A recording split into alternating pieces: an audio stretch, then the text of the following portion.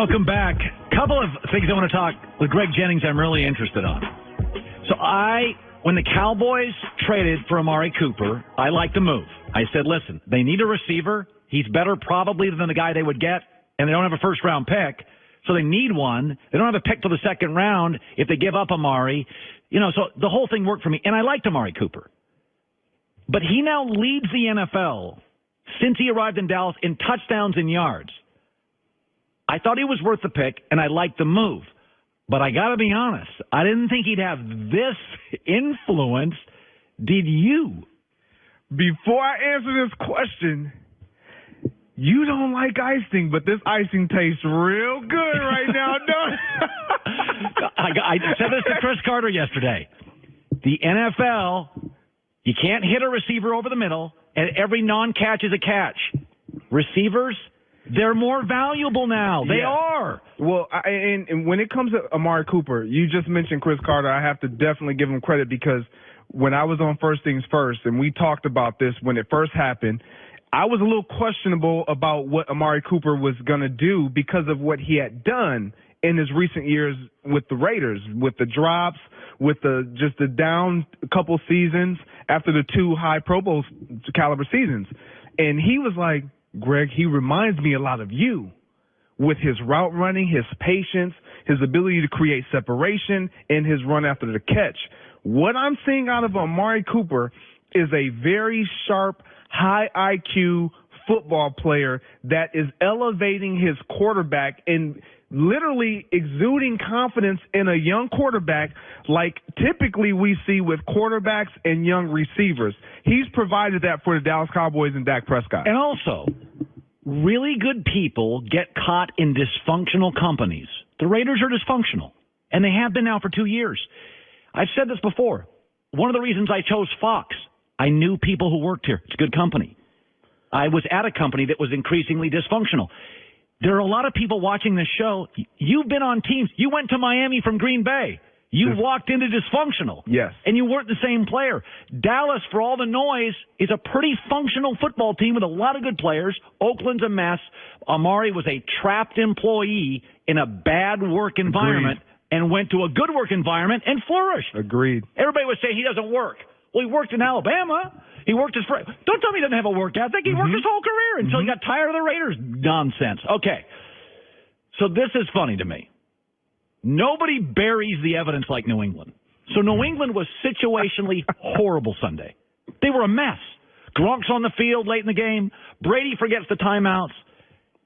Listen to this. So what order do you want to do? Okay. Brady blames the loss on himself. That was that terrible play by me. That should never happen. I just lost. I thought we had one timeout. We called the one, and then we ran a couple plays, and I was just not thinking on third down. So it was just a play that should never happen. So Brady takes the blame. Gronk said, no. I take the blame. The way it ended, I mean, it sucked. I mean, never really been a part of anything like that. Got to make that tackle. Belichick says, no. Let me take the blame. It starts with me.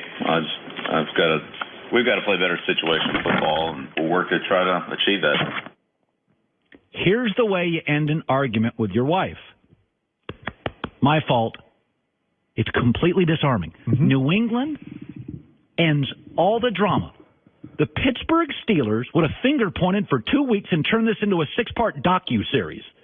This is the difference between the Patriots and the Steelers. How to handle adversity. Am I wrong? No, you're 100% right. And what makes this work is each individual, Tom Brady, Rob Gronkowski, and Coach Belichick, they all meant what they said.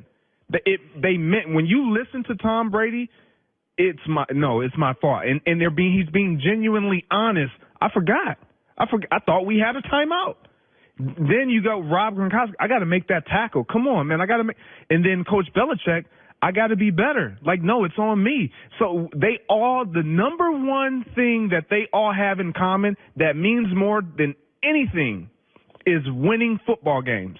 And I think sometimes, as much as we all say it, we want to win, we want to have success, we are not willing to take the ownership on ourselves of what it takes to actually keep moving forward. And that's what the New England Patriots do week in and week out. That's why I don't see them having a problem moving forward, because they own it. It's the way I end every argument with my wife. Honey, it's on me. And she has nowhere to go. Even when I am right, which is usually, I just say I'm wrong. But seriously, Big Ben will go on Pittsburgh radio. He'll blame somebody. And Tomlin won't create clarity. And one of the receivers will talk. And the media will go crazy. And Pittsburgh's got a Netflix special on a loss in, week 15. And that's so Pittsburgh. And that, by the way, there have been so many opportunities, Greg, for the Patriots to go sideways in the last year, and they just clean them up. They just clean them up. They get quiet. Do you take anything last night? Wild card teams, 6 of them won the Super Bowl. 6. 4 since 2000. Mm-hmm. Now, the officiating, blah, blah, blah. You live in Minnesota. Vikings will whine about it. But when you watched that game last night, can Seattle win the Super Bowl? They can. I think so, too. They can. They have an identity. Yes, when you know who you are and you stick to that. I remember Whitlock was saying that their run game is based on gimmick. No, it's not. It's who they are. You know they're going to bring in the extra tackle. You know they're going to run it and punch you in the mouth. Defensively, they can stop you. They can create stops. They have a Hall of Fame coach and quarterback. Like, they understand who they are, and they don't deviate from that.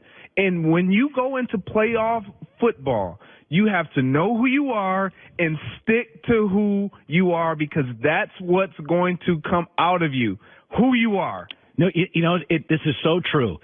When I look at football teams, the first thing I look at is, what's your identity? The Bears, they can drive me crazy, but it's a 60% college offense with sure-handed receivers, and they are great on the front seven. Mm-hmm. Dallas has their limitations. Front seven's great. We run the football, and we do throw over the top occasionally and burn you if you don't trust us, if you don't respect us. Yep. You got to have an identity.